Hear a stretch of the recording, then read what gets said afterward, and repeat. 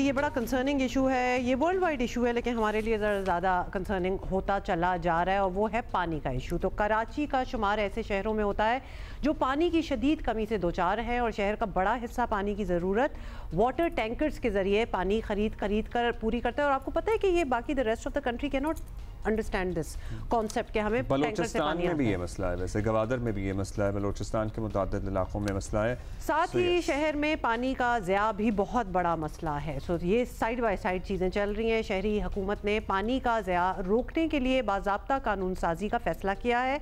Mayor Karachi Murtaza Wahab का कहना है कि पानी बचाने के लिए बल्दिया उस्मा कराची में कानून साजी की जाएगी और पानी ज़िया करने वालों के खिलाफ जीरो टॉलरेंस पॉलिसी होगी और ऐसा ही होना चाहिए और जुर्माने भी किए जाएंगे, विच इज़ वेरी गुड। मुजव्वज़ा कानून में शॉपिंग मॉल्स, प्लाजाज, दफातर और बस अड्डों पर गाड़ियां धोने पर मुकम्मल पाबंदी की तजवीज़ है, जो हम शुरू में पिछले घंटे में बात कर रहे थे, और ऐसा ही होना चाहिए। नर्सरियों में वाटर बोर्ड का पानी इस्तेमाल करने की पाबंदी की सिफारिश की गई है। मेयर कराची के मुताबिक सिटी काउंसिल के अगले इजलास में पानी के ज़िया पर काबू पाने के लिए करारदाद पेश की जाएगी। Mayor Karachi himself is with us live और हम मुर्तज़ा आप साहब से ही जानते हैं कि मुजव्वज़ा कानून साजी में क्या क्या शामिल हैं, कितने जुर्माने होंगे।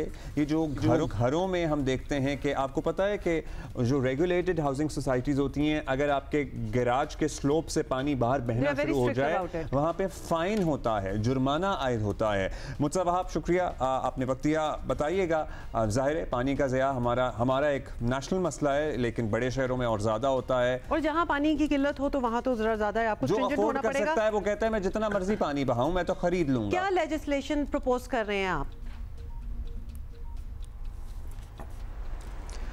बहुत शुक्रिया। देखिए, हमारे शहर के अंदर पानी की कमी भी है और पानी का ज़िया भी है। तो जहां शहरी इंतज़ामिया, हमारी हुकूमत पानी की कमी को मीट करने के लिए पानी की सप्लाई बढ़ाने की कोशिश कर रही है, उसके साथ साथ हम ये समझते हैं कि चूँकि पानी जिनके पास लाइनों में आता है उसकी कॉस्ट इतनी कम है। आपने बिल्कुल सही कहा अब्दुल्ला कि वो कहते हैं ठीक है जी, हम पानी अगर ज़ाया भी करते हैं it makes no difference, because वो जो फिजिकल उसकी इम्पैक्ट है वो उनके ऊपर इतना सिवियर नहीं होता। नतीजा ये होता है लोग अपनी पानी की मशीन चला के रखते हैं और वो ओवरफ्लो करती रहती है आपकी टंकी।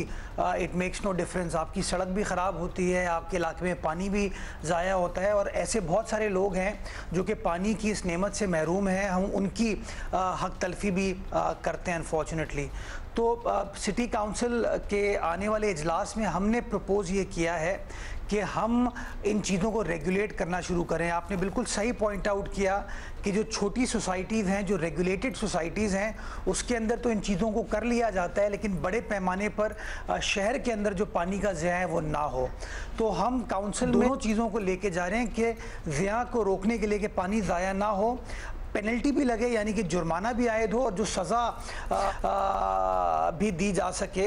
ये काउंसिल में हम फ्लोट करेंगे, तमाम सियासी जमातें इसके ऊपर गुफ्तगू करेंगी और उस गुफ्तगू के बाद हम उस चीज़ों को फाइनलाइज कर पाएंगे कि आया जुर्माना कितना होना चाहिए और अगर सज़ा तजवीज़ की जाती है तो सज़ा कितनी हो। तो इंशाल्लाह 21 को हमने इजलास कॉल किया है और होपफुली इसके ऊपर अच्छी गुफ्तगू करने के बाद कोई ना कोई ऐसी पॉलिसी बनाने में हम कामयाब हो पाएंगे जिसका फ़ायदा। एक नर्सरियों की सजेशन हमें सामने आई, एक सजेशन ये सामने आई कि गाड़ियां नहीं धो सकते, अपने घरों में गाड़ी नहीं धो सकते, या फिर जगह जगह लारी अड्डों, बस अड्डों पे गाड़ियां, या फिर जो जगह जगह गैर कानूनी सर्विस स्टेशंस हैं उनको भी आप देखेंगे कि अगर किसी के पास रिसाइकलिंग सिस्टम पानी का मौजूद नहीं है तो वो इस तरह हज़ारों लीटर पानी ना ज़ाया करे। देखिए, मैं छोटी सी आपको मिसाल देता हूँ कि मैं एक दिन बारिश हो रही थी शहर के अंदर, तो शहर के राउंड पर निकला हुआ था और बारिश हो रही थी as we were going past the city. तो मैं धोरा जी कॉलोनी से गुजरा। आप यकीन जाने अब्दुल्ला, मुझे इतना दुख होता है कि बारिश हो रही थी और एक साहब जो हैं वो अपने घर के बाहर गाड़ी को धो रहे थे। मतलब हम इन चीज़ों को अनफॉर्चुनेटली सही तरीके से समझ नहीं पाते हैं, हम अवेयरनेस क्रिएट करने में नाकाम रहें। तो तो हम इनको जहाँ जहाँ पानी का ज़िया होता है, फॉर एग्जांपल आपके ऐसी दुकानों पे जहाँ पे कार वॉश है और बेदुरेख पानी का इस्तेमाल हो रहा है, उनको हम रेगुलेट करेंगे। आपकी नर्सरीज़ हैं, ग्रीन बेल्ट्स हैं, हम as KMC as municipal government हम ये करते हैं कि हम रिसाइकल्ड पानी इस्तेमाल कर रहे हैं। हम जो अपना सेवरेज का पानी है उसको ट्रीट करके अपने पार्क्स में और ग्रीन बेल्ट्स में इस्तेमाल करते हैं। अनफॉर्चुनेटली हमारी नर्सरीज़ में ये होता है कि वो नर्सरीज यूजुअली उस जगह पर बनाई जाती हैं जहाँ पर पानी की सप्लाई बड़ी अच्छी है। व्हाट दे डू इज कि instead of using the treated water और रिसाइकल्ड पानी इस्तेमाल करने के बजाय वो जो मेन वाटर बोर्ड की लाइन जारी होती है उसी में से एक पंक्चर करके या एक कनेक्शन लेके वो उस पानी को ज़ाया कर रहे होते हैं। तो इन तमाम चीज़ों के ऊपर रोकथाम इंशाल्लाह किया जाएगा। एंड राइटली आपने कहा कि लारी अड्डा या जो बस स्टॉप्स हैं बड़े वाले जहाँ पर ट्रक्स और बसेस पार्क होती हैं उनको भी रेगुलेट किया जाएगा। अच्छा, ये जो आपने ये बारिश में जो गाड़ी हो रहा था, इस किस्म के बहुत लोग हैं, बड़ी दुनिया है इस किस्म की, और जितनी भी आप कोशिशें कर लें, इम्प्लीमेंटेशन कर लें, लॉज ले आएँ, मतलब ये तो अक्ल की बात है ना, ऊपर से बारिश हो रही है और गाड़ी भी साथ धुल रही है, बट रियली ये सारे जो आपके आइडियाज़ हैं, how do you propose to implement them? मतलब कमेटी टीमें बनेंगी जो जाके चेक किया करेंगी, राउंड्स पे निकला करेंगी, इसको आप आगे कैसे लेके चलेंगे? अब्दुल्ला, KMC की वर्कफोर्स तो बहुत है, वो वर्क ना करे वो अलग बात है, लेकिन वर्कफोर्स तो बहुत है माशाल्लाह। ये तो सवाल फिर आप ही से बनता है कि वो वर्क क्यों नहीं कर रही, अगर नहीं कर रही तो आपके पास क्यों है? यार ये तो जिनकी पक्की नौकरी होती है ना, अनफॉर्चुनेटली उनको निकालना बड़ा मुश्किल हो जाता है, और जब आप उनको निकालते हैं तो फिर वो हमारे सियासी मुखालफिन फिर तनकीद करते हैं कि जी आप इसको सियासत की भेंट लोगों को ना चढ़ाएं। तो बाहर कैफ हम कोशिश ये कर रहे हैं कि हमने अपना एक इन्फोर्समेंट डिपार्टमेंट स्टैब्लिश किया है KMC के अंदर, जिनका बुनियादी काम ये है कि जहाँ जहाँ वो कोई कानून की खिलाफ वर्जी देखते हैं उसके ऊपर कानूनी चाराजोई की जाए और फाइन्स लगाए जाएं।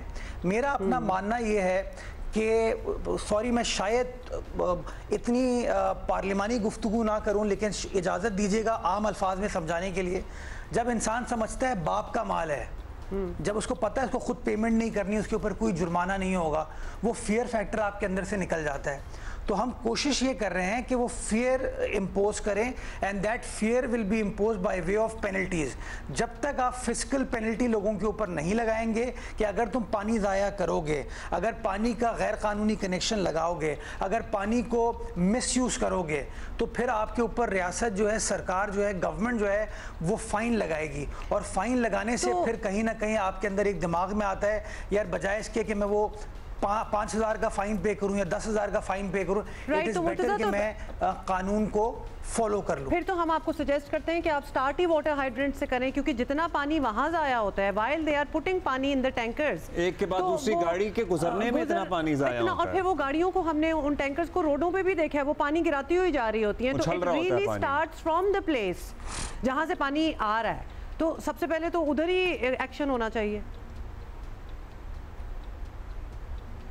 जी वहाँ पे भी करेंगे। देखिए जहाँ कहीं भी पानी ज़ाया हो रहा है ना, हुमा आपको देखना ये पड़ेगा कि देखें कहीं अगर लेट से छोटा सा ज़िया है ना, कि अगर लेट से सप्लाई के दरमियान कहीं कुछ हो रहा है तो चलें आप उसको थोड़ा सा अवॉइड कर सकते हैं, लेकिन अगर बेदुरेग वेस्टेज है जिसका फ़ायदा किसी को नहीं हो रहा, तो मैं ये समझता हूँ उसके ऊपर कभी ना कभी तो हमें काम करने की ज़रूरत थी।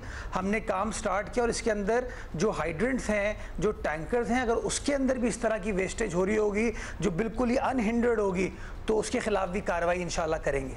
अच्छा, अब आपका कैसे कार्रवाई करेंगे? मतलब वही वर्कफोर्स जो आपने कहा बहुत ज़्यादा है, वो उनकी कोई टीमें बनेंगी, ये सर्वे करेंगे, छापे मारेंगे, मतलब क्या है? एहलकार आपके जगह गली मोहल्ला, इतने बड़े शहर में गली मोहल्लों में जा जा के चेक करना कि कौन पानी ज़ाया कर रहा है या किसके गिराज से पानी बाहर बह रहा है, इट्स वेरी डिफ़िकल्ट।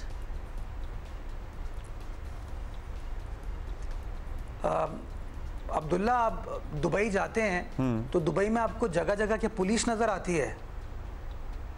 नहीं नजर आती ना आपको, लेकिन फियर है वहाँ की आवाम के अंदर, और फाइन्स भी बड़े टाइट हैं। उनको पता है कि वो कानून की खिलाफ एब्सोल्युटली, अगर आप कानून की खिलाफ वर्जी करेंगे तो फाइन होगा। अनफॉर्चुनेटली हमारे यहाँ लोग ये समझते हैं कि चूंकि इदारों ने काम करना छोड़ दिया तो लोग भी कहते हैं कि ठीक है जी कोई चीज़ करने की ज़रूरत नहीं है। तो कहीं ना कहीं हमें सख्त फैसले करने की ज़रूरत है, और सख्त फैसले करते वक्त कोई सियासी अज़ाइम नहीं है। प्योरली शहर को एडमिनिस्ट्रेटिव सतह पर बेहतर तरीके से मैनेज करने की कोशिश हम करेंगे, और इसके अंदर यही चीज़ हमारी प्रोविंशियल गवर्नमेंट ने ट्रैफिक पुलिस को भी कही है कि ट्रैफिक इन्फोर्समेंट के लिए आप फाइन इस तरीके से लगाएं कि कम से कम लोगों के जहनों के अंदर ये डिटरेंस आए। इसी तरीके से हमारे जो बल्दियाती इदारे हैं हम उनको भी यही चीज़ इनकलकेट कर रहे हैं कि फाइन्स इम्पोज करें, उसके अंदर कोई ज्यादती किसी के साथ ना हो। आप कानून की खिलाफ वर्जी देखते हैं, आप पहला नोटिस करें, नोटिस के बाद अगर चीज़ रेक्टिफाई नहीं होती you impose a fine, you impose A penalty, ताकि वंस एंड फॉर ऑल हमारे जो गवर्नेंस के मसाइल हैं इनको हम एड्रेस कर सकें। अगर छोटी सोसाइटी पे काम हो सकता है तो ये बड़े लेवल पर शहर पे क्यों नहीं हो सकता? अच्छा, ये डिटरेंस वाली जो आप बात कर रहे हैं ना, अवेयरनेस बड़ी जरूरी होगी। बिल्कुल, ये आपने डिटरेंस वाली बात की है तो खैर हमें बहुत से एवेन्यूज़ में चाहिए, और हमने यही देखा है कि वो एक्शन जो लेना चाहिए that which would create deterrence वो होता उस तरह नहीं है, लेकिन आप कह रहे हैं अब होगा। अच्छा, अंडर कंस्ट्रक्शन जब रोडें बन रही होती हैं या कहीं कंस्ट्रक्शन वगैरह हो रही होती है उनके दौरान भी हमने देखा है कि वाटर पाइप्स बड़ी डैमेज होती हैं एंड बहुत ज़्यादा पानी वहाँ भी ज़ाया होता है, और उसको भी इन स्ट्राइड लिया जाता है कि भाई अब कंस्ट्रक्शन हो रही है तो इतना तो होना ही था। लोग अपनी मर्जी से भी सड़कें उखाड़ते हैं अपनी पाइप इधर से उधर करने के लिए। देखिए, दो तीन इसमें एस्पेक्ट्स है। पहली चीज़ आपने बिल्कुल सही कहा कि लोग अपनी मदद आप एट टाइम्स खुद इंजीनियर बन जाते हैं और कहीं ना कहीं आपके शहर के इंफ्रास्ट्रक्चर को नुकसान पहुंचता है। जब सड़कें वगैरह तामीर हो रही होती हैं या कोई और डेवलपमेंट हो रही होती है उसके अंदर भी इंफ्रास्ट्रक्चर को नुकसान पहुंच सकता है। और तीसरी चीज़ ये बाय फ्लक्स ऑफ टाइम ऐसा होता है या नेचुरली ऐसी चीज़ होती है कि कहीं से लीकेज आपकी या पाइप बर्स्ट हो जाता है जिससे पानी ज़ाया होता है।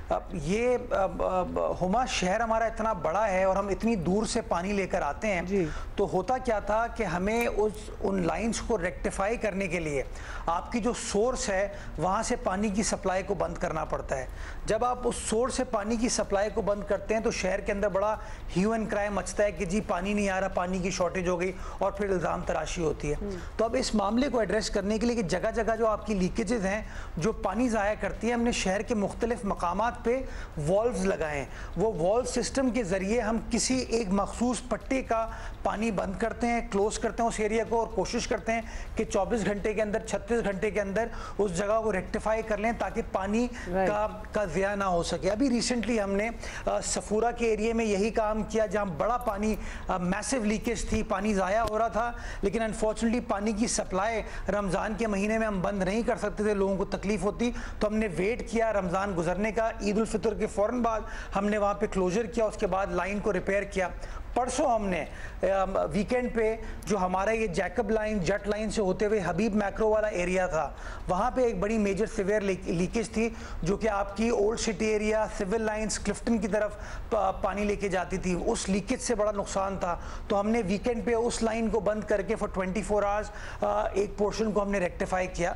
तो हम जगह जगह ये कोशिश करें कि जहाँ जहाँ लीकेजेस हैं उन लीकेजेस को एड्रेस करें ताकि जो मीठा पानी है उसको बचाया जा सके। मैं जेन्युइनली कंसर्न हूँ इस बात पे कि ये एक बहुत बड़ी नेमत है जो कि इन अबंडेंस हमारे पास अवेलेबल नहीं है। अच्छा, अपनी परफॉर्मेंस को, अपनी आदत को, शहरियों को एक सिर्फ बात शहरियों को अपनी आदत को बेहतर करना होगा और सरकार को अपनी परफॉर्मेंस को बेहतर करना होगा ताकि जेन्युइनली पानी को एज अ सोर्स, एज नेमत हम बेहतर यूटिलाइज कर सकें। और हम उसकी अवेयरनेस के लिए अक्सर बात करते रहते हैं। आप ये बताइएगा मुझसे, अभी आपने ट्रैफिक पुलिस कवानीन की बात की, आपने कहा कि उस पर भी भारी जुर्माने आयद करने की ज़रूरत है ताकि इम्प्लीमेंटेशन बेहतर हो। आए रोज़ एक बहुत इंपॉर्टेंट इशू बना हुआ है, हैवी ट्रैफिक की वजह से लोगों की जानें जा रही हैं। गुज़श्ता 24 घंटे में ही हम अपने फेटल एक्सीडेंट्स रिपोर्ट कर चुके हैं, वही कभी टैंकर कभी डंपर, कभी टैंकर कभी डंपर। ब्रिंग योर अटेंशन, आपने भी वायरल वीडियो देखी होगी शाहराह फैसल पे, वो पुलिस गाड़ी जो है वो टैंकर को रोकने की कोशिश कर रही है, वो नहीं रुक रहा है। और उसके बाद हुआ क्या कि वो जो ड्राइवर था उसका फाइनली जब वो रुका एंड ऑल दैट, वो उसका चालान ऐसा लिखा गया रुका नहीं हुआ, वो भाग गया था। फिर टैंकर एसोसिएशन के हेड से मुलाकात की, उन्होंने कहा हम प्रोड्यूस नहीं करेंगे, फिर इन्होंने जब्त किए टैंकर, जुर्माने किए, वो बंदा निकल आया, फिर उसकी अदालत में पेशी हुई और वो वहां से भी उसकी बेल होगी। बात सारी ये है कि कोई ऐसी शिक भी पुलिस ने लगाई जो कि हालांकि पुलिस ही हरास हो रही थी इसमें, खुद वो अपने आप को बचाने के लिए भी ऐसी शिक नहीं डाल सके उस चालान में कि वो उसको एटलीस्ट बेल तो इतनी आसानी, वो लिटरली कुछ घंटों में बाहर था। ये हुमा पिछले दिनों एक मीटिंग हुई थी जिसके अंदर पुलिस इंतज़ामिया को वज़ीर आला सिंध ने बुलाया था, हम सब वहाँ पर मौजूद थे और वहाँ पर हमने प्रपोज़ ये किया है कि कुछ कानून साजी ऐसी करने की ज़रूरत है जिससे इन लोगों की बेल जो है वो इतनी आसानी से ना हो। ये एक लकूना है जिसका कहीं ना कहीं फ़ायदा उठा लिया जाता है। इन चीज़ों को एड्रेस करने की ज़रूरत है और हुकूमत इन एस्पेक्ट्स पे काम करी है कि ना सिर्फ भारी जुर्माना हो but at the same time अगर गिरफ्तारी होती है तो बेल होना इतना आसान ना हो।